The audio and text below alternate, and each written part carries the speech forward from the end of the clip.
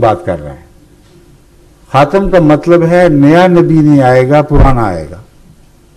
अब ये मतलब वो निकाल सकते ही नहीं, क्योंकि खातम का ये तर्जुमा किया जिसने पहले सबको मार दिया, सबका खत्म करने वाला। तो खत्म हुआ या जिस्मानी लिहाज से या फैज के लिहाज से, और तीसरा खत्म क्या होता है? तो खुद खातम में खिड़की खोली है। लफ्ज खातम को एक मुकम्मल मुजस्सम दीवार के तौर पर तस्लीम नहीं किया जिसकी हद से पार कोई नबी नहीं जा सकता। उसमें खिड़की खोल दी। वो जिस तरह चोर डाकू सनद लगाते हैं, उस तरह अंदर दाखिल एक सनद लगा दी और दरवाजा खिड़की खोल दी कि ईसा अलैहिस्सलाम आएंगे तो यहां से निकल के आ जाएंगे चुप करके। हम कहेंगे तो पुराना नबी है, पहला तो पुराना नबी था तो मोहम्मद रसूलुल्लाह सल्लल्लाहु अलैहि वसल्लम खातम कैसे हो गए फिर? अब जब हम बात कहते हैं तो कहते हैं नहीं, वो पहले पैदा हुआ था। तो कुरान करीम फिर ये खातम की तारीफ कर रहा है कि ऐसा नबी है जिसके होते हुए पहले तो जितनी दफा मर्जी आ जाए जो पहले पैदा हुए थे, कोई फर्क नहीं पड़ता। तो मतलब क्या था खातम का? फिर सवाल ये उठना चाहिए, हर माकूल शख्स को ये पूछना चाहिए कि खातम का मकसद क्या है? क्या ये मकसद है कि नबूवत की जरूरत है और फिर भी खुदा ने खत्म कर दिया है, या ये मकसद है कि नबूवत की जरूरत नहीं रही? अगर ये मकसद माने कि खातमुन नबीयीन हजरत मोहम्मद रसूलुल्लाह सल्लल्लाहु अलैहि वसल्लम को बनाते हुए अल्लाह ताला ये बात भूल गया कि नबी तो मैं खत्म कर रहा हूं, जरूरत बाकी है, अब मैं क्या करूं?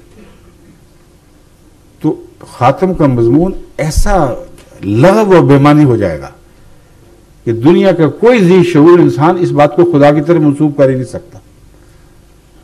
जरूरत थी और फिर रास्ते रोक दिए। जब रास्ते रोक दिए और पूछा गया कि अब क्या करें, फिर जरूरत तो बाकी है, फिर कहने को पुराना वापस ले आऊंगा। तो जब पुराना आ गया तो जरूरत बाकी रही, और नबूवत की जरूरत बाकी रहना आयत खातम नबीयीन की शान के खिलाफ है। अगर इसलिए आप खातम होते कि हमेशा के लिए नबूवत की जरूरतें पूरी कर दी थी, तो ये एक कलमा तारीफ है। अगर इस मानो में खातम है कि नबूवतों की जरूरतें बाकी थीं, मगर उसके बावजूद आपकी उम्मत में कोई नबी का मर्तबा पाने वाला इंसान पैदा नहीं हो सकता, तो ये हज़रत सल्लल्लाहु अलैहि वसल्लम की मदह नहीं, मजम्मत है। और मौलवी दूसरी तरफ से कान पकड़ के आपको कह देते हैं फिक्र न करो, पुराना मसीह आ जाएगा। अब उसमें और भी बातें हैं। पुराना मसीह आएगा तो इनकी ये बात तो पूरी होगी कि पहले पैदा हुआ, लेकिन मरा कौन बाद में? वफात किसकी हुई ये भी तो देखो। आखिरी पैदाइश से गिना जाता है या वफात से गिना जाता है? सारी दुनिया जानती है कि किसी का आखिरी होना उसकी पैदाइश से नहीं, उसकी वफात से गिना जाता है। बस इनका कौल ये बना, इनका ये तस्वुर ये हुआ कि हजरत मोहम्मद मुस्तफ़ा सल्लल्लाहु अलैहि वसल्लम को ईसा अलैहिस्सलाम ने, जो 570 साल पहले पैदा हो चुके थे, अपनी आंखों के सामने पैदा होते देखा, अपनी आंखों के सामने वफात पाते देखा, और आज 1400 साल हो गए हैं, अभी तक नहीं मरे। उतरेंगे तो मरेंगे।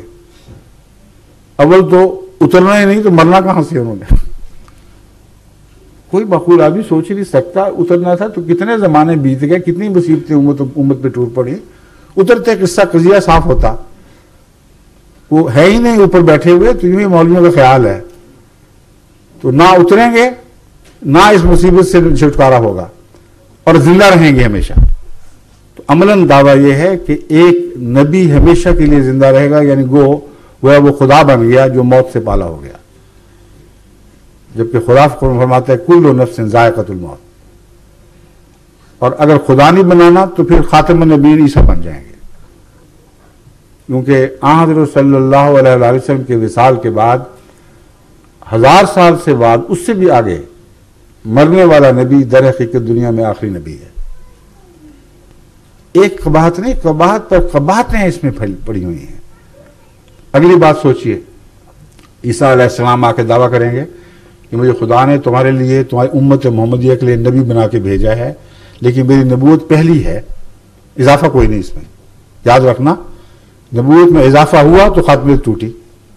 ठीक है, तो कोई मुसलमान कहेगा बहुत अच्छा, ना आपकी नबूवत में इजाफा हुआ, ना कुरान में इजाफा हुआ। कुरान तो फरमा रहा है रसूलन इला बनी इसराइल, ईसा अलैहिस्सलाम को हमने बनी इसराइल का रसूल बनाया था। तो जाओ बनी इसराइल में, हमारे पास क्या करने आ गए हो? अगर नई वही आई है तब तुम्हें हक मिलता है कि उम्मत पर हुकूमत करो और तमाम आलम के लिए रसूल बनो। तुम्हारी तो शान ही नहीं, तुम्हारी तो मजाल ही नहीं कि मुस्लिम उम्मत से बाहर निकलकर बात कर सको। हमारे पास क्या करने आ गए हो? अगर वो कहे कुरान पर मबनी बात है तो वो मौलवी उठाएंगे, कहेंगे देखो रसूलन इला बनी इसराइल, इस आयत को काटो। पहले काटेगा तो काफिर और दज्जाल हो जाएगा, नहीं काटेगा तो उसकी नबूवत मानेगा कौन? और अगर मानेगा तो तस्लीम कर लेंगे कि ये बहाना था कि पुराना आया है। पुराना अपनी पुरानी नबूवत के साथ आ ही नहीं सकता, क्योंकि वो अपने दायरे में महदूद है। अगर मोहम्मद रसूलुल्लाह के दायरे में उसने कदम रखना है तो आलमी नबूवत लिए बगैर वो आ नहीं सकता, नामुमकिन है।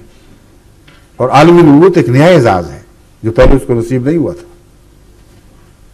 अगर कहते हैं हुआ था तो मोहम्मद रसूलुल्लाह सल्लल्लाहु अलैहि वसल्लम का दावा कि मैं ही आलमी रसूल हूं वो खत्म हो गया। तो वो तर्जमा खातिमुन नबीयीन का जो तजादात से भरा पड़ा है, और जहां आप उसकी पैरवी करते हैं आखिर लग़वियात तक आपको पहुंचा देता है। उसको मानने पर आपके दिल राजी हैं सिर्फ इसलिए कि आपने सुना है और सुनते चले आए हैं। होश से, अपनी अकल से खुदा ने आपको अकल दी है, इल्म दिया है, इन बातों पर गौर तो करके देखें। तो ईसा अलैहिस्सलाम सवाए इसके कि वो नई नबूवत पाके आए जो आलमी है, इस आलम में दोबारा उम्मत मोहम्मदिया के मामलात में दखल देने के मजाजी नहीं। फिर क्या होगा? क्या कुरान करीम ने आयत खातिमुन नबीयीन के मजमून पर रोशनी डालने वाली कोई ऐसी आयत भी रखी है जिससे खातमियत के बातिल हुए बगैर, लाजमन उसके बातिल हुए बगैर, एक ऐसे नबी की पेशगोई हो या एक से जायद अंबिया की भी पेशगोई हो, मुमकिन हो, जो मोहम्मद रसूलुल्लाह के ताबे हो? और अगर मोहम्मद रसूलुल्लाह के ताबे है तो खातमियत का वो माना फिर बड़ी शान से कायम हो जाएगा, सबसे बाला, सबसे अफजल। इसका शागिर्द तो आ सकता है, इसका उस्ताद नहीं आ सकता। क्या इन मानों की कोई आयत कुरान करीम में मौजूद है? अगर है तो उलमा आपको क्यों नहीं बताते, ये उनसे पूछें। सूरह निसा में वो आयत है, अल्लाह ताला फरमाता है वमन युतिल्लाह वर्रसूला फउलाइका मअल्लज़ीना अनअम अल्लाहु अलैहिम मिनन नबिय्यीना वस्सिद्दीक़ीना वश्शुहदाए वस्सालिहीना वहसुन उलाइका रफ़ीक़ा। मैं युतिल्लाह, जो कोई भी अल्लाह की अताअत करेगा, वर रसूल, और इस रसूल की, अर रसूल, हर दूसरे रसूल को निकाल दिया इसमें से। और ये लतीफ नुक्ता आप सबको समझना चाहिए कि हर दूसरे नबी पर ईमान की तो हदायत है और लाजिम है। मोहम्मद रसूलुल्लाह की अताअत के बाद किसी और नबी की अताअत लाजिम नहीं रही।